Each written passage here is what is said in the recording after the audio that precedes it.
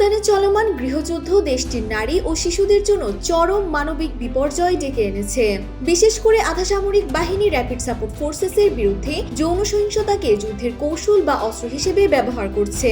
আজ আল জাজিরার এক প্রতিবেদনে এই ভয়াবহ চিত্র উঠে আসে।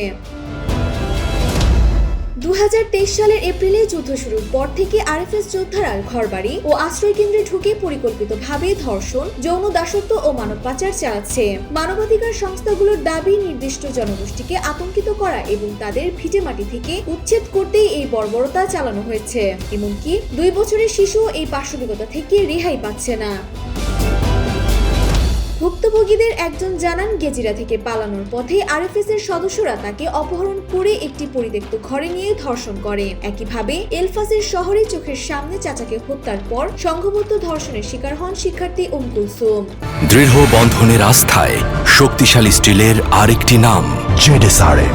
এসআইএজে নেটওয়ার্কের তথ্য মতে এ পর্যন্ত 14টি রাজ্যে এমন অন্তত 1300টি ভয়াবহ ঘটনা ঘটেছে। সেখানে চিকিৎসকরা জানান, হাসপাতালে আসা ভুক্তভোগীদের বড় অংশই অপ্রাপ্তবয়স্ক। ইউনিসেফের তথ্য অনুযায়ী 2024 সালের শুরু থেকে অন্তত 200 জন শিশু যৌন নির্যাতনের শিকার হয়েছে। সামাজিক লোকলজ্জার ভয়ে অধিকাংশ ঘটনা আড়ালে থেকে যাওয়ায় প্রকৃত সংখ্যা আরো অনেক বেশি বলে ধারণা করা হচ্ছে। যুক্তরাজ্য ইতোমধ্যে কয়েকজন আরএফএস কমান্ডারের উপর নিষেধাজ্ঞা দিলেও ভুক্তভোগীদের পুনর্বাসন ও মানসিক সহায়তার আন্তর্জাতিক বিনিয়োগ এখনো অপর্যাপ্ত। মানবাধিকার কর্মীদের আহ্বান, এই নীরব আর্তনাদ বন্ধে এবং অপরাধীদের বিচারে বিশ্ব সম্প্রদায়কে এখনই কার্যকর পদক্ষেপ নিতে হবে। ডেস্ক রিপোর্ট, জয় জয় দিন।